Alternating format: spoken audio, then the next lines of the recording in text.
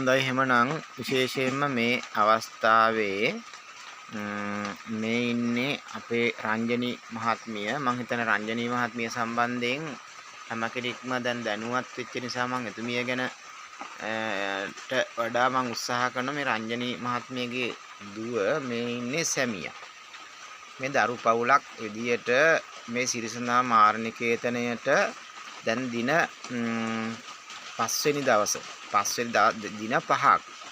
දින 5ක් ඇතුළත අත වශයෙන්ම බුදුවරු කියන්නේ කවුද, කොයි වගේ පිරිසක්ද බුදුවරු කියන්නේ කියන එක ඒ අය තුලින් දැකපු අවස්ථාවක්. තම තමාට දැනෙන සුවය නිවීම ඒ සැනසීම තුලින් දැකපු අවස්ථාවක්. විශේෂයෙන්ම මේ වීඩියෝ එකෙන් අපි කියන්න උත්සාහ කරන්නේ අද වර්තමාන සමාජයේහි මේ ධර්මය විකෘති කරන බවට චෝදනා කරන්නේ භික්ෂුන් වහන්සේලා කියන එක වීම තමයි මෙතන තියෙන ප්‍රබලම අර්බුදය බවට පත් වෙලා තියෙන්නේ. රංජනී මහත්මිය ඔබතුමියගේ මේ වෙනකොට දැන් තත්ත්වය 100%ක් හොඳයි. එතකොට ඔබතුමිය ගෙදර ගෙවන ජීවිතය අර වෙනදාට වඩා ජීවිතේ මෙතෙක් කල් විඳෙව්වා, දැන් ජීවිතේ විඳිනවා කියලා දැනෙනවා. ඒ කියන්නේ මොකද? බුදුවරුන්ගේ මඟ ගියා. බුදුවරුන්ගේ මඟ ගිහිල්ලා ඔබතුමියගේ සියලුම මානසිකව තිබුණු සියලුම ගැටලු විසඳිලා මේ වෙනකොට තමන්ගේ දුවත් තමන්ගේ දයාබර සැමියාත් එක්ක බොහොම සතුටින් ජීවත් වෙනවා.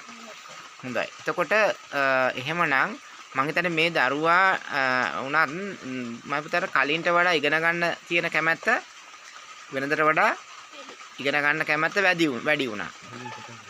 ඔයාට කලින්ට වඩා ඔයාගේ ඉගෙන ගැනීමේ කැමැත්ත වැඩි වුණා. තව මොනවද ඔයාට දැනෙන්නේ වෙනදට වඩා? වෙනදට වැඩිය සතුටුයි. ඔව්. වෙනදට සතුටක් දැනෙනවා. එතකොට වැඩක් කරන්න ගිහුවාම වෙනදට වඩා ටිකක් වැඩ කරන්න හිතෙන ගතියක්, කම්මැලි නැති ගතියක් අන්න ඒ වගේ කොහොමද ඔයාට දැනෙන්නේ මේ වෙනකොට? තා මොනවද ඔයාට දැනෙන දේවල්? ඉගෙන ගන්න තව ටිකක් වෙනදට වැඩිය උනන්දුවක් වගේ ඒ වගේ තියෙන. හොඳයි. අපේ මහත්මයා තමයි මේ අපේ රංජනී මහත්මියගේ දයාබර සැමියා. ඔබතුමාගේ නම මොකද්ද? කිත්සිරි බණ්ඩාර මහත්මයා. ඔබතුමාට මොකද්ද හිතෙන්නේ තමන්ගේ බිරිඳට සුවපත් වීම සම්බන්ධයෙන්?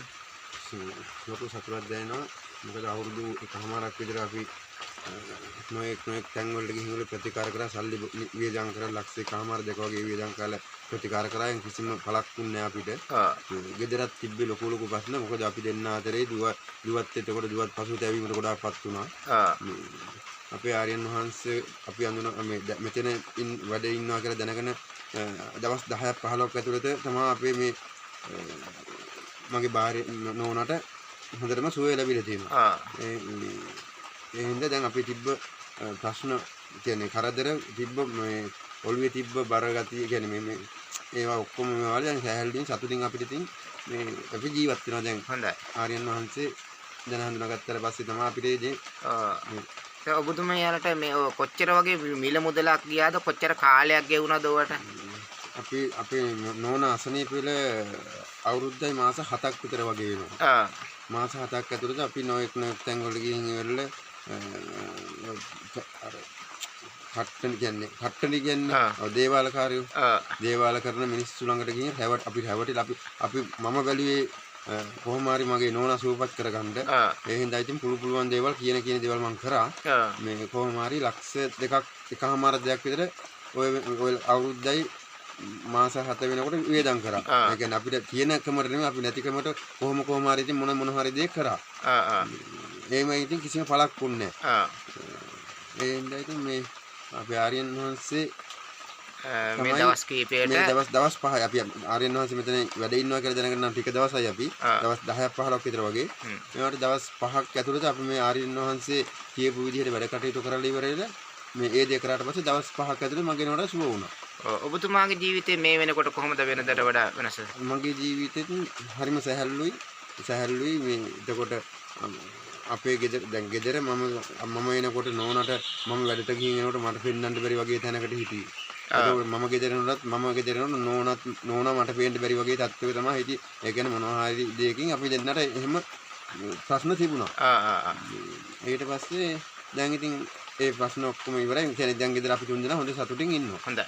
බොහොම හොඳයි. එහෙනම් ඒ මහත්මයා කිත්සිරි මහත්මයා මං හිතන්නේ එතුමියගේ දයාබර සැමියා විදියට තාමත්ම ගුණ යහපත් විදියට දැන් තමන්ගේ දරු පවුල සුවසේ දැන් ජීවිතේ ගෙවාගෙන යනවා. ඉතින් මට විශේෂයෙන්ම මම මේ වීඩියෝ එකකින් බලාපොරොත්තු වෙන්නේ මේ දේ අහලා රටේ ලංකාවේ ලෝකේ ඕනම කෙනෙකුට පුළුවන් මේ ආකාරයට තමන්ගේ ජීවිතය විඳින ජීවිතයක් බවට පත් කරන්න දරු පවුලක් විදියට එහෙමනම් පුළුවන්. ඉතින් ඇත්ත වශයෙන්ම මේ හැම දෙයක්ම මේකට ප්‍රබලවම හේතුව බවට පත් උනේ බුදුවරු සියලු බුදුවරු එහෙමනම් විශේෂයෙන්ම මතු මෛත්‍රී බුදුවන මෛත්‍රී මහා බෝසතාණන් වහන්සේගෙන් ගලාගෙන එන ධර්මයේ බව තේරුම් ගන්න තරම් මේ ඒ පිරිසට ඇත්ත වශයෙන්ම මේ අය ඇතුළු කාටවත් ඒ පිළිබඳ අපි ලොකු දැනුවත් කිරීමකින් තොරව කරගෙන ගියා. නමුත් අනාගතයේදී ඉතිරිදී එයාලට පැහැදිලි වේවි